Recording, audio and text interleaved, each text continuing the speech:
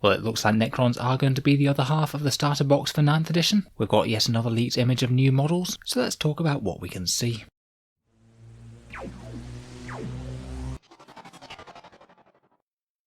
Hello and welcome back to Auspex Tactics. Well, it seems that no sooner had I finished recording my video on the Primaris half of the 9th edition starter box, if that is indeed what we were looking at, some enterprising person on the internet managed to find what looks to be the Necron side of the same box. It's another very similar done picture, with the same sort of stylized artwork, with a superimposed Necron Lord or Overlord in the top left, and a marching phalanx of warriors at the bottom. The Necrons are all marching towards the right, where the Primaris were all moving towards the left, heavily implying to me that they're two halves of the same whole, and leading me to think that this is almost certainly the Necron half of the starter box for 9th edition. Never mind the artwork, the thing that I'm most interested in are all these lovely new miniatures that we can see here, and it looks like it's going to be a fairly weighty box as well, with 3 units, 3 characters, 1 vehicle, and a bunch of what looks like canoptic constructs. They're all painted in that interesting coppery colour scheme for the new dynasty that we've seen, and there's some units and characters here that we haven't seen clearly in any of the other leaked shots today. Let's jump straight into it then, and look at some close-ups of the various different bits that we've got. So first of all, we've got a couple of grim phalanxes of these Necron Warriors shuffling towards the enemy. We've got one set that's quite clearly a squad of 10 on the left here, and what looks to be another mirrored squad of 10 on the right, although I guess we can't 100% confirm that, as it appears that they're boldly marching out of shot. People were mentioning that it looks like we get 2 sets of the same Assault Intercessors on the Space Marine half of the box set, so it would kind of make sense that we get 2 similar sets of the same sculpts of the 2 sides of Necron Warriors on this side, and as best I can tell from the armament, it looks like around about half and half are armed with the Gauss Flayers, and the other half appear to be equipped with those Gauss Reapery things, which I believe are the ones with the double barrels. Certainly makes me wonder whether we're just going to be able to freely mix and match those within the unit, or they're going to be the equivalent of some sort of special weapon. Either way, it's quite nice to see a hefty amount of troops for the Necrons. It certainly means that the Primaris Space Marines are going to be outnumbered when fighting them.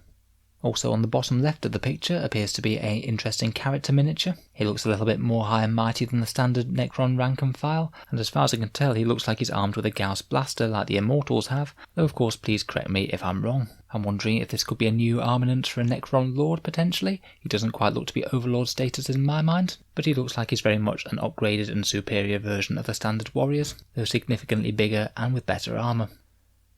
Moving on, we do appear to have another couple of different character miniatures here.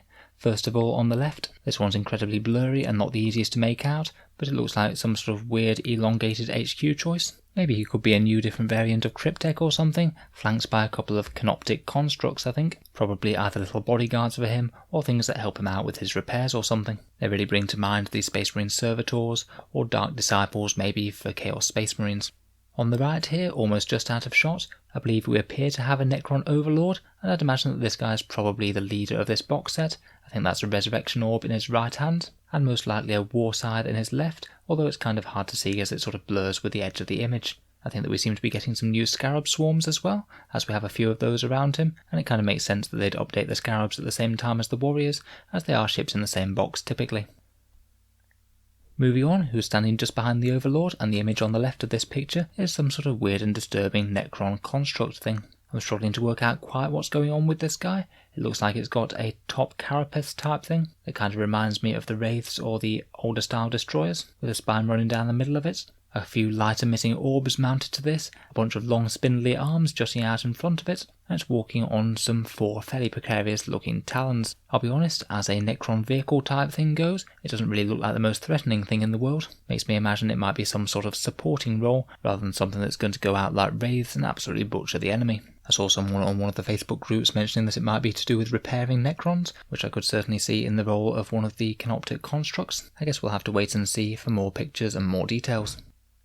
Over on the right, we have 3 of the tri-legged War Scythe bearing Necrons, and it was one of these that the Sister of Battle and Space Marine were first dueling in that awesome cinematic trailer that we saw earlier today.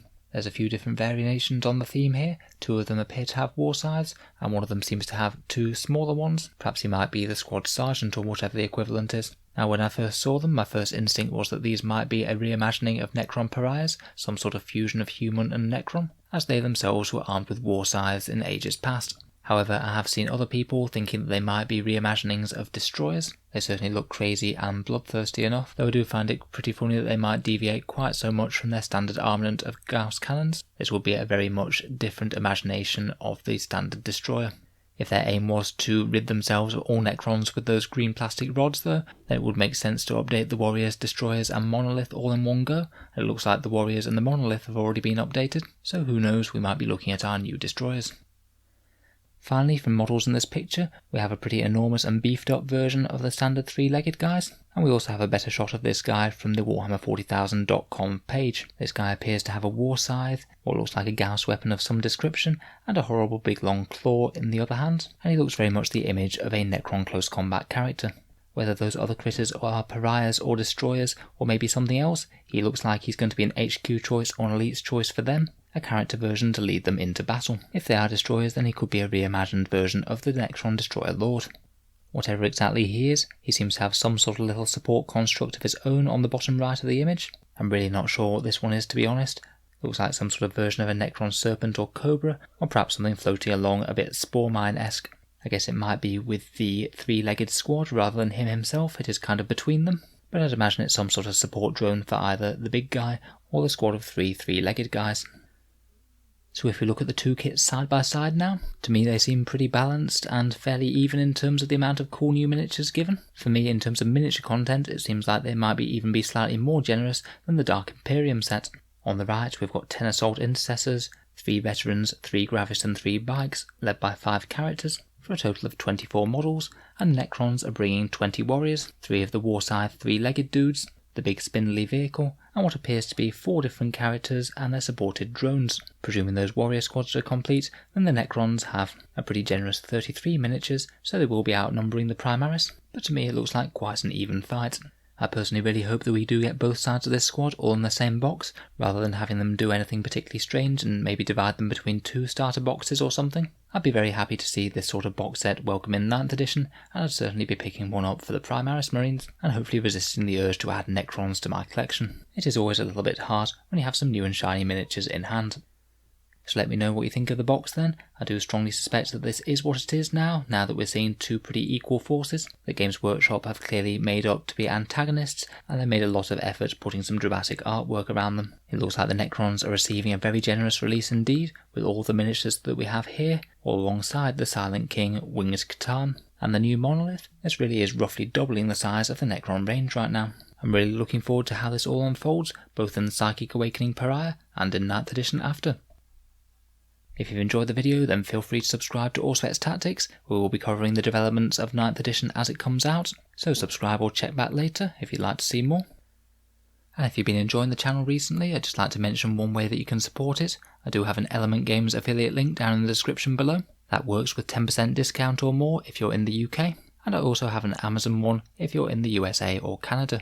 Basically, if you were thinking about ordering in some models and you click on one of those links before making the purchase, a little bit goes towards Auspex Tactics without costing you any more, so it can be a way to support the channel if you were going to buy something anyway. I can fully recommend Element Games as being a very reliable seller of 40k miniatures for cheap with good customer service. And of course Amazon is Amazon, you know what it does, and it also has the positive of the link working with anything that they sell, not just miniatures. Just one way that you can support the channel if you were thinking about buying with any of those in the near future. In any case, a massive thank you for listening. It's been fun to have a look at all of the goodies that 9th edition has in store for us today, and I'll hope to see you guys next time.